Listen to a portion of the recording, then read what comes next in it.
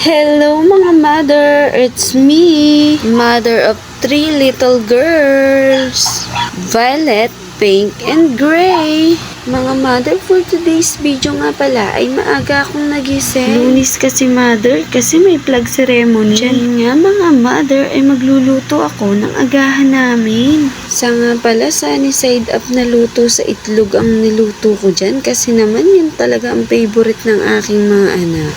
Kasi naman pag yan ang ulam sa umaga ay napaparami sila ng kain lalo kapag hilaw yung gitna. At yan na nga mga mother ay niready ko na yung isasangag ko. Nagpainit na nga ako dyan ng kawali mga mother at nilagyan ko na ng bawang. Mga mother, bawang nga pala yung nilalagay ko dyan sa sinangag. Kakaiba nga pala sa nakasanayan ko mga mother kasi si mama sibuyas talaga yung nilalagay niya. Pero mga mother, sa maniwala kayo sa hindi, masarap talaga rin pag sibuyas yung nilalagay sa sinangag.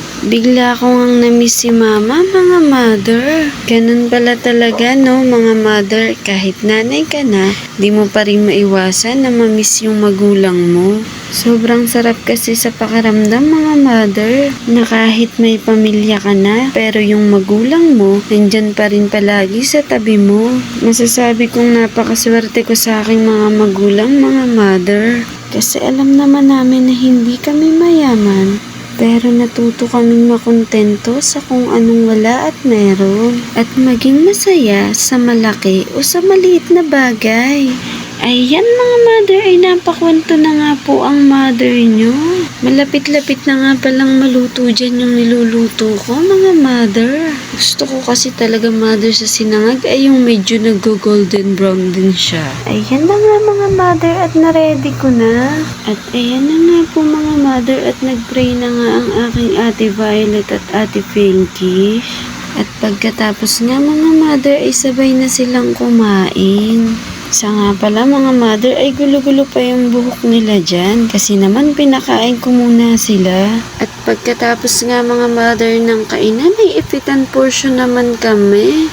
Dapat lang mga mother ay makakaisip ka ng iba't ibang ipit dahil nga araw-araw ay may pasok sila.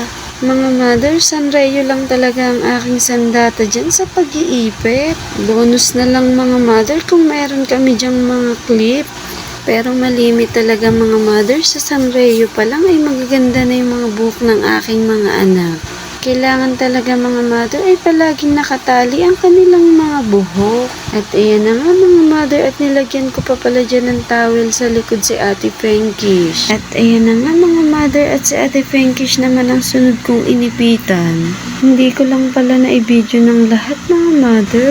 At for the go na nga pala ang aking Ate Pinkish dyan kasi nga nakabag na talaga siya. Mga mother, gusto ko lang po sanang magpasalamat uli sa inyong walang sawang suporta at panunood. Maraming salamat po. Thank you for watching.